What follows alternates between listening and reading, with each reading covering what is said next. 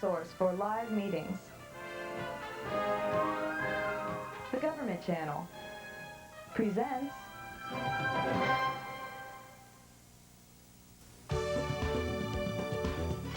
This is Spotlight, 1997.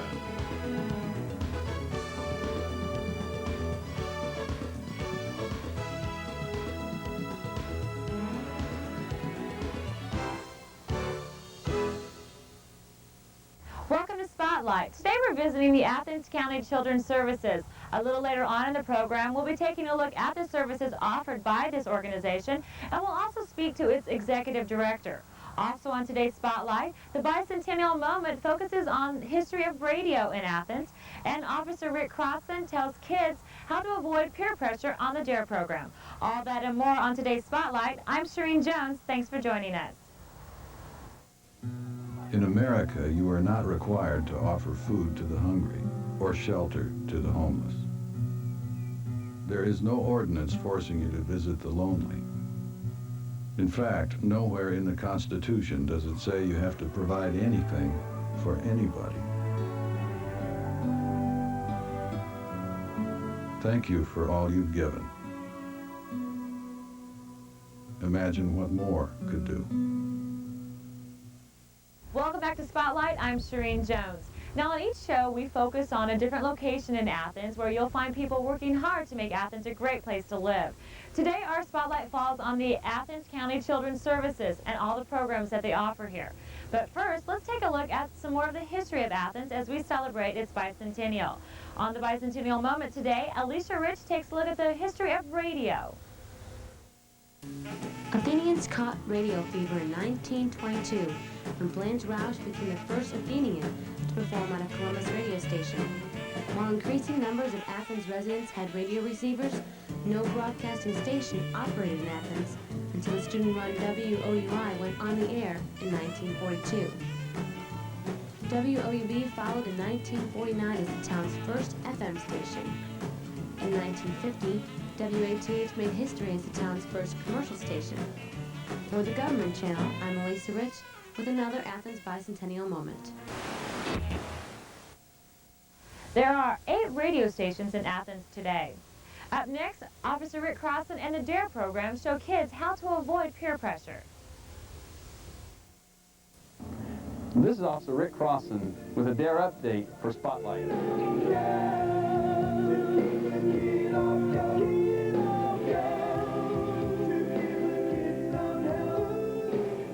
This is Officer Rick Crossan with your DARE update, and we're here at West Elementary School. And we're going to be in Mr. Stubbe's 6th grade class and Mrs. Boger's 6th grade class with lesson number 4. Last week was lesson 3, and we dealt with consequences. Last week we talked about consequences. Yeah, and we said consequences were the results of something you choose to do, choose not to do. And you know, even though we know what the consequences are, a lot of times we still go ahead and get involved in drugs. We still go ahead and do things, even though we know exactly what can happen. You know, one of the things that we learn why kids use drugs, a lot of times it's because of pressures. Pressure, a force or influence that acts on you to do something. And we find that there's 4 major sources of pressure in a kid's life. Of our 4 major sources of pressure, the first one we deal with is personal. Mom 9, bases loaded, full count, 2 outs. Bases, you know, you basically you're up bat, tie score. Down by 1. Okay, down by 1. Yeah, yeah. Personal pressure, boys. Whoo, you know. Then we talk about family. Family pressure. Family pressure is when you get pressure from at home. Media. This is what the media tries to make you believe is right or wrong. And peer pressure. Peer pressure. People who are about your age, you know, maybe a little bit older, maybe a little bit younger. And it's what they think is right, what they think is wrong, is their likes, their dislikes, their beliefs, their non-beliefs. And it's what they think you should be like, what they think you should be doing. Out of our 4 major sources of pressures that we have, we find that for kids, the most influential one for them is peer pressure. The 4 kinds of peer pressure that we look at are friendly. Hey, Chelsea, man, try some of this Bud Light. Hey, it's pretty good. No. Man, are you sure? Yeah. All right, man. Fine. Oh, hey, Ray, man. Got some good Bud Light here, man. Try some. No. You sure? Yeah. All right, man. All right, cool. I see. All right, now, friendly peer pressure. Friendly peer pressure. Simple offer, right? Made the offer to him. He said no. You sure? Yeah, okay, that's fine, you know. Teasing. Oh, man, try some of this stuff, Kyle, man. It is good stuff, man. Pure Mexican 100% gold stuff, man. No. Oh, man, don't be sissy, man. Try it. No. What are you, little mama's boy? Nope. Okay. Hey, Andy, man, I got some dope, man. It's genuine, pure Mexican gold stuff. You love it. No, thank you. Oh, man, I tell you what, don't be a sissy, man. Just try it. No, thank you. Oh, you little papa's girl. No. Okay, thanks. Indirect. Hey, Avery, man, Bubba's got this big party going down the street, man. It's going to be drinking, partying, we're going to dance all night long. Parents aren't even home, man. Why don't you come on down with us? We're going to have a blast, man. Man, are you sure? It's going to be a wild time. Yeah. It's going to be crazy. All right, fine, man. And heavy. Now, heavy peer pressure could be something kind of like this here. Hey, John, man, try some of this marijuana. I tell you what, it's good stuff. I stopped last week. Nope. Hey, I tell you what, man, I spent hundreds of dollars on this stuff, man. I tell you what, the least you can do is try it. I mean, what kind of friend are you? I mean, Bad one. Yeah, apparently you are. I'll tell you what. You know, I mean, you don't even want to try it. I'll tell you. Okay. You know, in the DARE program, we find that from the principals and the teachers alone, there's just an overwhelming support for the program. And in a recent survey that was conducted by DARE Ohio, showed that 97% of those who were surveyed said that they wanted the DARE program to continue in their school. To help fund the DARE program and to keep the program going, we need supporters like yourselves. And if you'd like to make a contribution or a donation to the DARE program, send your checks to Roseanne Barone in care of the Athens County DARE Foundation at 103 Coventry Lane.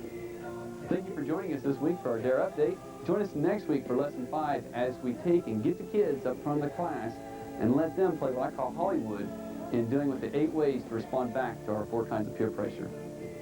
You know, everybody is not getting drunk. You know, you're going to have people out there as a peer pressure. That's one of the things they're going to do. They're going to walk up to you and tell you, do it because everybody does it.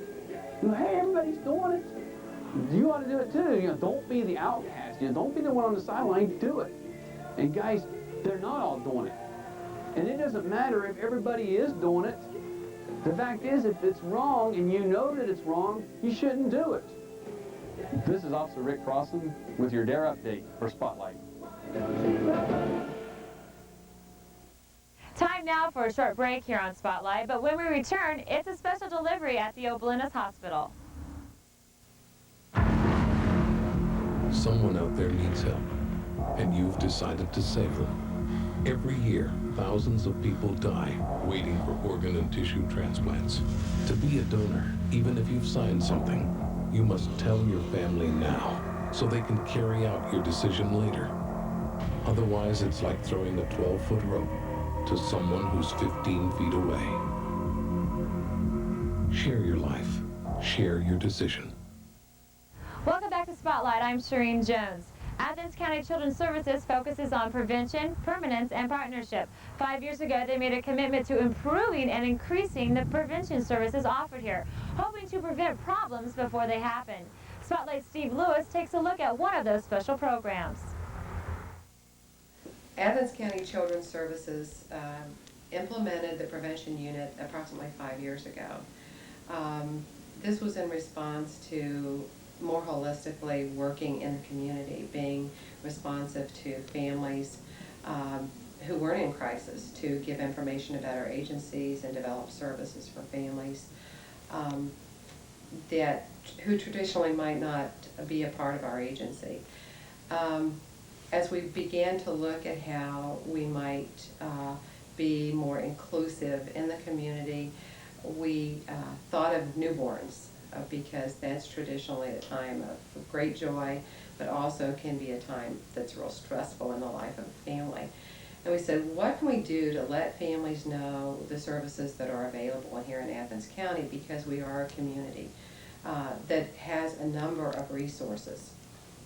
And the various agencies that serve families do so in a very cooperative manner.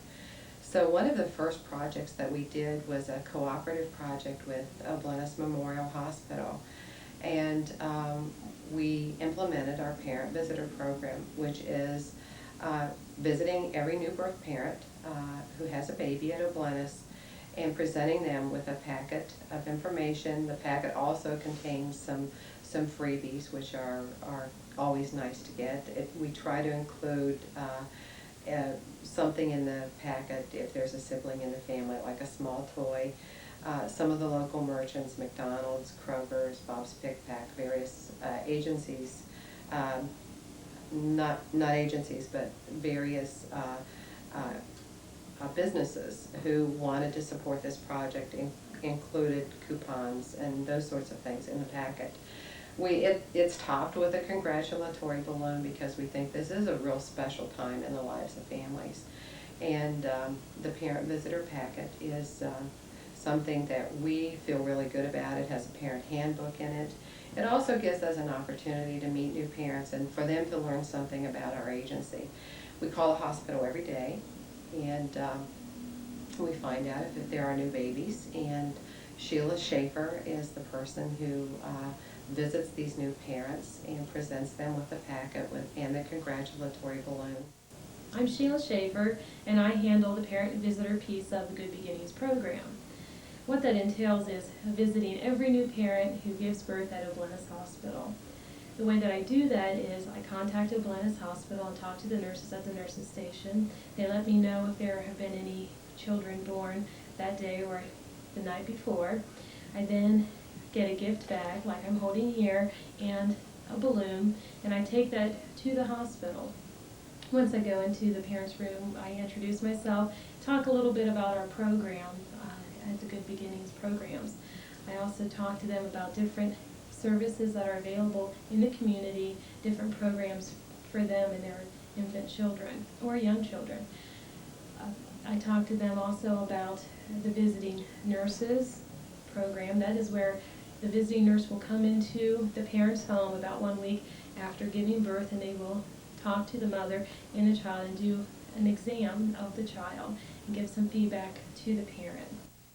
Last year, Athens County Children's Services delivered 425 balloons. Now, joining me now is the Executive Director of the Athens County Children's Services, Max Busey. Thanks for joining us today, Max. First question I want to ask you is, what are the primary goals of the Athens County Children's Services? Our most important role that we play is protecting children. That's our legislative mandate, is to provide protection for children.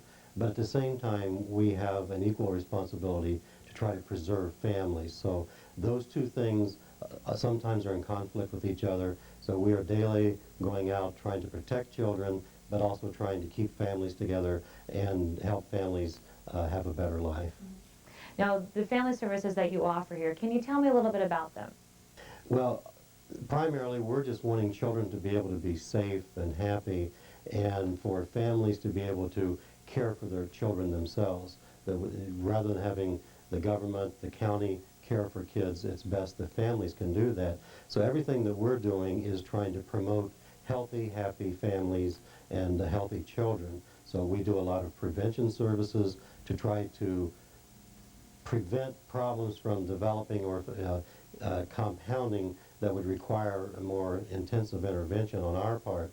So we do a lot of things early on with the community to help people be better parents, to learn how to care for their kids, and just deal with the usual problems that every parent has to deal with.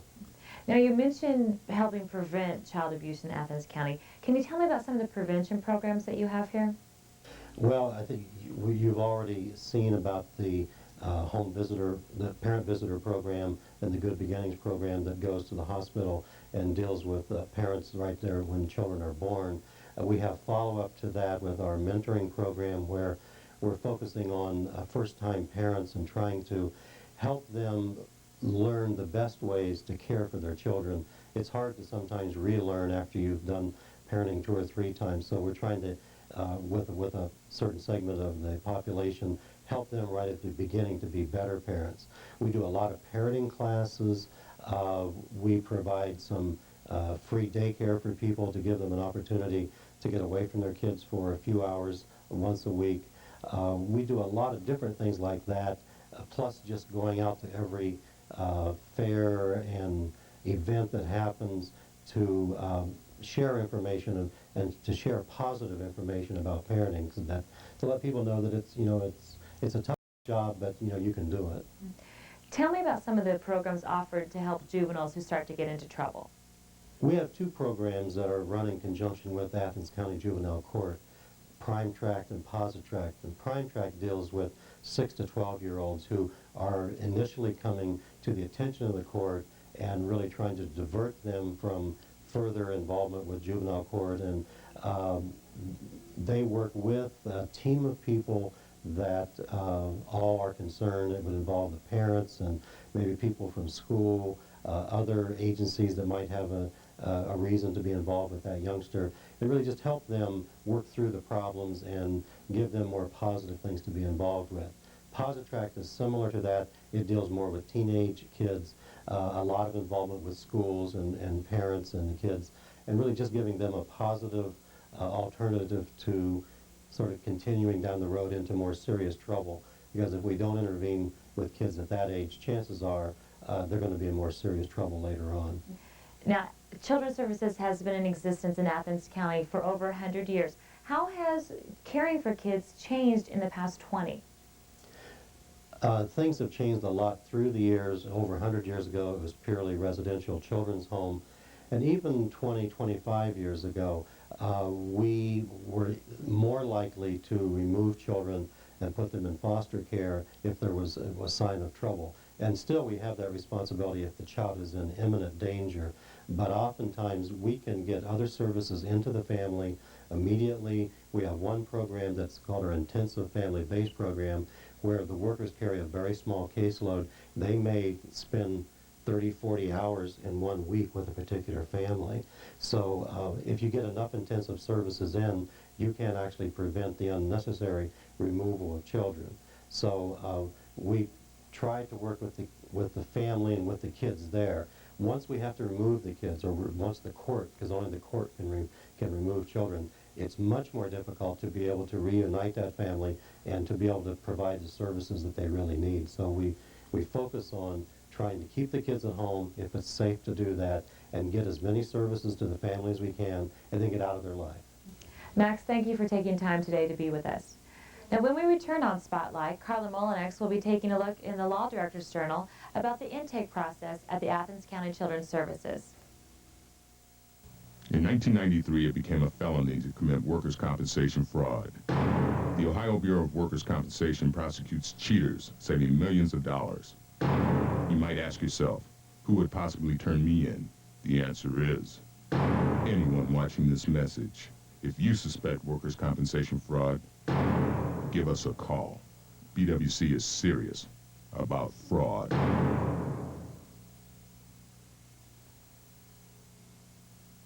Welcome back to Spotlight. I'm Shireen Jones. I'm standing in front of the Genesis building. It's one of 4 buildings here on the Athens County Children's Services campus. Genesis is a residential center for 12 to 18-year-olds offering a supportive setting.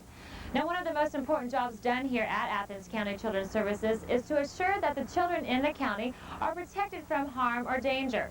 What should you do if you know of a child who's neglected or abused? On today's Law Director's Journal, Carla Molinex tells us about the referral process at Children's Services. Today I'm at Athens County Children's Services speaking with Janie Copeland, and we're going to discuss some factors that constitute an investigation by Children's Services. Thank you for joining me, Janie. Janie, what kind of situations are classified as child abuse?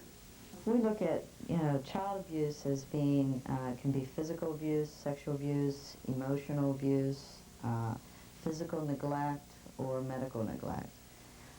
For example, if we get a report that a child has been hit and has belt marks or any other marks that may indicate that they've been abused, we would do an investigation on that. Another example of possibly medical neglect would be if a child has an injury and we receive a report within the agency that the parents are not following through with any medical treatment. We would consider that medical neglect. In Athens Athens County, we had last year, in 1996, 1,287 reports of child abuse and neglect that were investigated in some form. They could fall into the category as what I said, physical abuse, neglect, and sexual abuse. What is the most common form of abuse you find in Athens County? The most common form, or the highest number of reports that we receive, involve physical neglect. And physical neglect could go anywhere from lack of supervision of a child, or where there's domestic violence in the home and alcoholism, that the child is not being properly cared for, such as properly fed or properly clothed, or that they're not attending school on a regular basis. Those are examples of physical neglect. Are there any warning signs that a child may be being abused? Well, some warning signs of abuse or neglect could be the child's behavior, a child that may have been, dealing well in school, adjusting well, getting good grades, and all of a sudden their behavior changes. They may become real aggressive, picking on other children, and just generally acting out. That could be a sign of abuse or neglect, or it could be a sign that there is some other things going on in the home, such as the death of a family member, possibly a divorce, and it's just created, some turmoil in the child's life, so therefore they're acting out in a different setting. So that could be, just part of what's happening in their life, and it may not be the light bulb that indicates, physical abuse or neglect. Who can make a report to Children's Services, and what kind of information should they supply?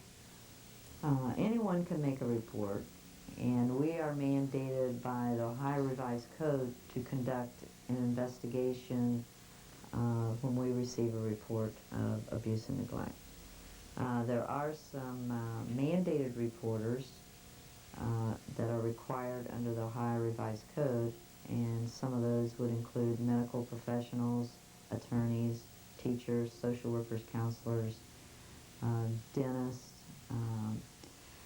They are mandated under the Ohio Revised Code. If they suspect a child is being abused or neglected, they are mandated to call our office and supply us with as much information as they have available.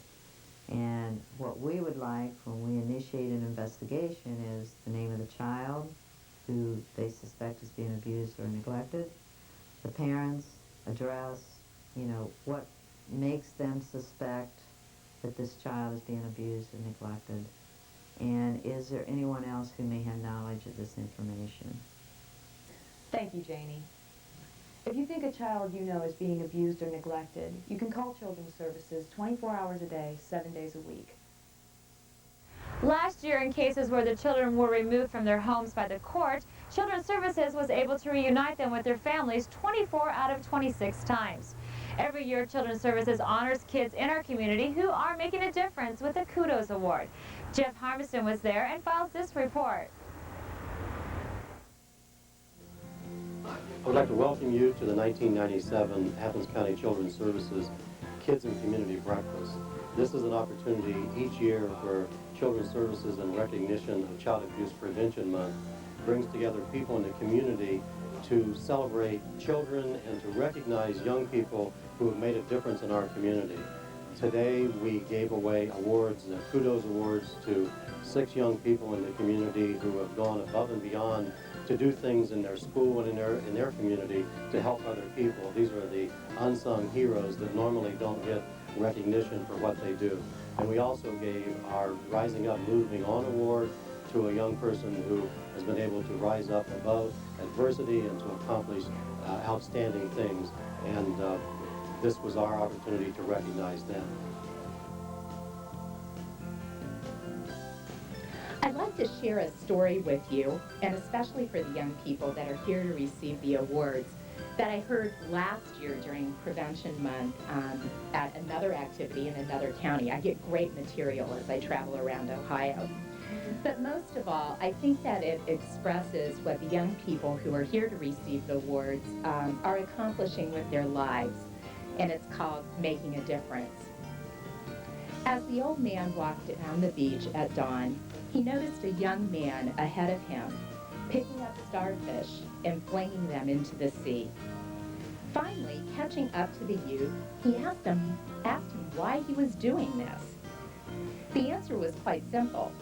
The stranded starfish would die if they were left on the beach, in the morning sun in particular. But the beach goes on for miles and miles, and there are millions of starfish, the older man said. How can your effort make any kind of difference for these starfish?